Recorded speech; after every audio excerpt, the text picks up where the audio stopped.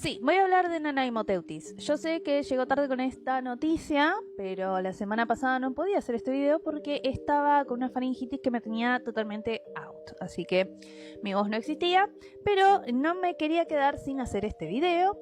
Así que vamos a ver qué tanto se sabe de Nanaimoteutis y qué tan verosímil o qué tan confirmado está decir realmente que es el cefalópodo más grande que existió sobre la faz de la Tierra. O sea, ¿con qué seguridad podemos decir eso? Así que ahí vamos con el trabajo que salió este mes. Bien, Nanaimoteutis fue descrito en realidad primero en 2008 por un par de piezas bucales.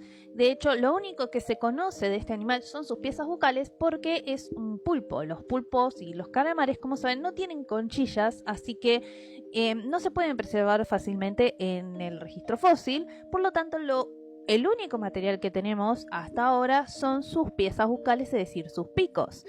Y se llama Nanaimoteutis porque Nanaimo es el lugar o la locación en Canadá donde primeramente se hizo el primer hallazgo de estas piezas. Y Teutis significa calamar, así que sería calamar de Nanaimo, lo cual es irónico, porque en realidad sería un pulpo, o está clasificado como un pulpo. Y justamente la semana pasada lo que se publicó fue las piezas bucales más grandes encontradas hasta la fecha de este género. Como pueden ver ahí, que es esta la pieza que está acá arriba, que es la más grande, en comparación con la del calamar gigante, que es Architeutis, que es el segundo calamar más grande hasta la fecha. Sí, hay dos especies de calamares gigantes en la actualidad, después les hablo si quieren. Pero como pueden ver es casi el doble de grande que una de las especies más grandes conocidas en la actualidad.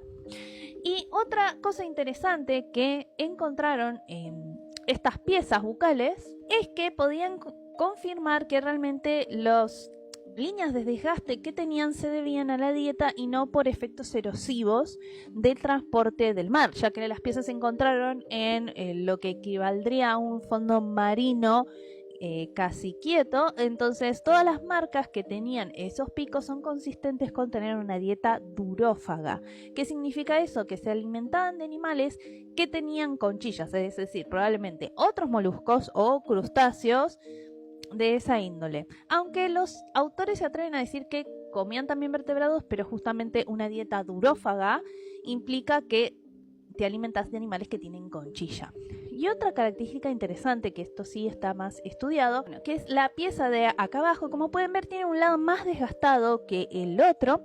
Los autores también dicen que tampoco pareciera ser erosivo, sino un desgaste por el uso. Es decir, el animal prefería masticar o morder de un lado, preferentemente de un lado que del otro. Esto sería como ser diestro o zurdo, pero en idioma pulpo.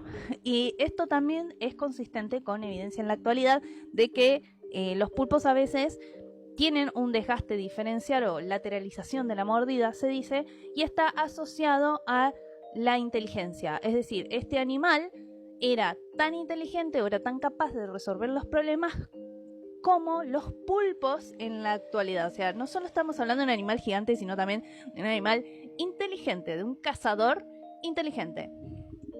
Lo que hace este trabajo también es reclasificar a Nanaimoteutis, porque antes se lo consideraba un vampiromorfa, o sea, otro tipo de pulpo, y estaría dentro del grupo de los cirrata, que son este tipo de pulpitos, que justamente se llaman cirrata porque tienen cirros dentro de la parte interna de los tentáculos, que se caracterizan por tener esas aletas al costado de la cabeza que lo utilizan para la propulsión. No utilizan la propulsión a chorro como hacen los otros pulpos, sino esas aletitas. Y también se caracterizan, por ejemplo, por no tener la glándula de la tinta. Son pequeños pulpos, lo conocimos en el stream de CONICET, si recuerdan, que eran pulpos de altas profundidades, muy lindos y muy cute, porque son muy pequeños. Ahora, bueno, si midieran como 10 metros, capaz ya no es tan cute, Pero bueno, lo característico de los cirratos es que prefieren las aguas frías y profundas, pero profundidades de 1000 a 2000 metros de profundidad. Entonces no conocemos tanto de la biología de estos pulpos, sabemos un par de cosas, pero se desconoce mucho de la biología de este animal porque justamente son pulpos de grandes profundidades. Así que no tenemos mucha idea. También son durófagos, es decir, se alimentan de crustáceos u otros animales similares del fondo del mar. Y bueno, como dije, tienen este aspecto super cute. Entonces, ¿cómo lo categorizan como un cirrato? Es que hacen, digamos, una aproximación del tamaño de este pulpo con respecto a las especies de cirratos. Y es ahí donde el rango de tamaño está medio raro. Entonces hacen un tamaño aproximado de lo que sería la parte que dice mantle length, del largo total del manto en comparación con el tamaño de esas mandíbulas. Y para una de las especies les da que, como ven acá, que es una más pequeñita, le da entre 3 y 8 metros de largo. Para el espécimen más grande que tienen, le da un rango de tamaño que es todo esto, de 6 metros y medio a 18,8 metros de largo. Está bien, no es muy lo que se dice precisa, no es precisa o tan acertada el tipo de estimación que hacen ellos. O sea, habría que buscar alguna ecuación o habría que conformar una ecuación que dé una estimación más precisa. Eso se puede hacer, pero bueno, implica hacer más estadística que solo proyectar el largo o el alto total de un pico con respecto a un largo total del animal, ¿sí? Necesitas algún tipo de fórmula, algún tipo de medición más confiable. Así que, y esto también dicho por algunos expertos o criticado, capaz está muy exagerado el rango máximo del tamaño máximo que podía llegar a tener, siendo 18 metros un montón de vuelta, que puede ser que esté un poquito exagerado, ¿sí? Un poquito.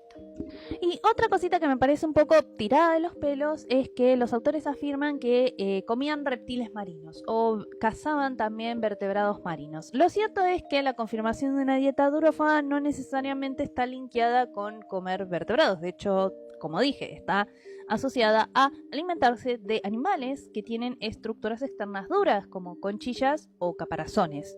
Y tengan en cuenta que para los mares del Cretácico sí existían animales de gran tamaño con conchilla que eran los amonites.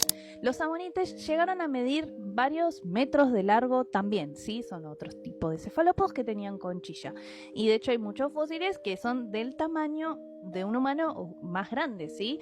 Así que es más probable que sucediera esta situación en particular, ¿sí?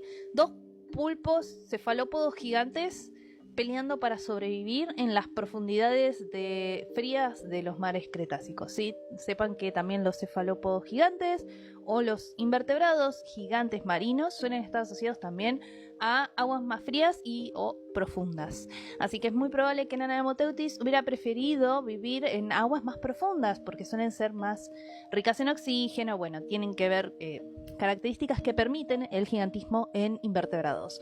Así que no creo que se encontrara muy fácilmente en la superficie de los mares, más sí en las profundidades, lo que hace todo más tenebroso todavía. Pero hay un animal, un vertebrado, un reptil marino, que también le gustaban los amonites. Y son los mosasaurios. De hecho, hay fósiles de amonites con mordidas de mosasaurios, o sea, de grandes amonites con mordidas de mosasaurios. Así que sabemos que eran las presas predilectas de también los mosasaurios, así que esta situación también era posible en los mares del Cretácico.